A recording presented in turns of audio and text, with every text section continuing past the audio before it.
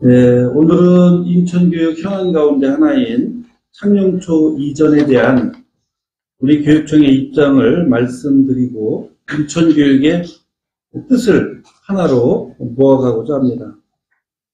아시는 것처럼 인천 창녕초등학교는 인천 근대교육의 시작이며 또 인천 3.1운동의 진원지이고 인천정신의 원천이라는 역사적 가치를 지닌 공간입니다.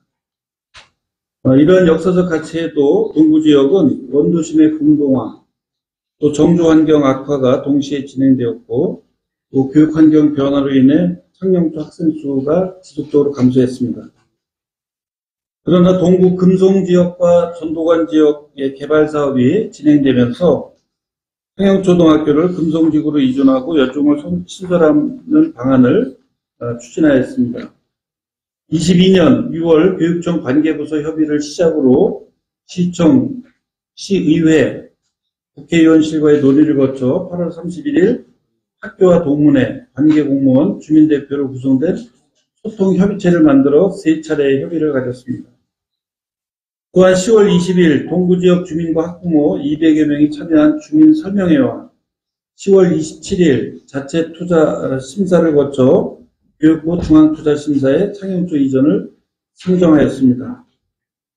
중앙투자심사에 창녕초 이전안 상정 이후 시민모임에서 반대 의견이 제기되었습니다.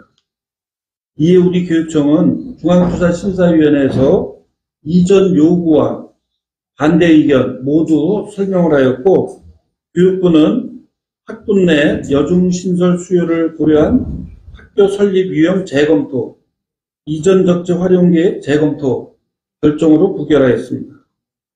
우리 교육청은 즉시 후속 대책 협의를 가졌고 지역사회 갈등보다는 인천교육을 하나로 만들어가는 것이 무엇보다 중요하다고 판단하고 처음부터 다시 살피기로 결정하였습니다. 2월 3일 창녕초 학교 운영위원장 학부모회장 등 학부모를 만나 의견을 청취하였고요. 2월 7일 날은 지방교육재정연구원으로부터 재차 컨설팅을 받았습니다. 2월 8일에는 국회에서 진행한 동구 교육환경 개선을 위한 정책 간담회에 참석을 했고 2월 10일에는 중투심 재검토 결과에 따라 소통협의회 구성과 운영에 대한 협의를 위해 시민모임과 만남을 가졌습니다. 2월 15일과 28일에는 창녕초 문화재 보존을 위해 인천시청 문화유산과와 동구청 문화재 관련 부서를 찾았고 2월 16일에는 인천시 교육위원회와 창녕초 관련 업무 보고 협의를 가졌습니다. 22일에는 인천 창녕학교 이전 사태를 우려하는 시민모임이 주최한 토론회에 참석하여 다양한 목소리에 귀를 기울였습니다. 이 모든 시간은 교육감으로서 인천교육을 하나로 모으기 위한 방안을 찾기 위해 쉼없이 달려오던 시간이었습니다. 존경하는 인천 시민 여러분, 사랑하는 교육가족 여러분, 앞으로 인천시 교육청은 인천 창녕초등학교의 존치와 환경 개선을 전제로 동구지역 전체의 교육 여건 개선에 집중하겠습니다. 이제는 창녕초 이전 논쟁을 멈추고 하나의 목소리로 동구지역 전체 학생을 생각할 때입니다. 우리 교육청은 시민단체, 전문가, 시청과 의회, 동구청 등 모든 관련 기관과 단체를 포함한 소통위원회를 확대 재구성하고 다양한 의견을 모아 이를 해결해 갈 것입니다.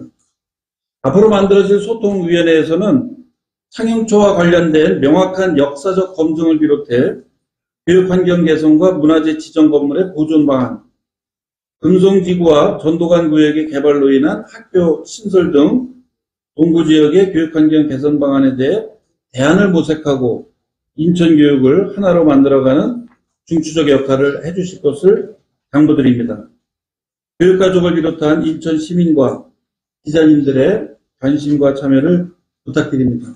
감사합니다. 네, 교육관님 마무리 말씀 듣고 오늘 간담회나 마무리하는 걸로 하겠습니다.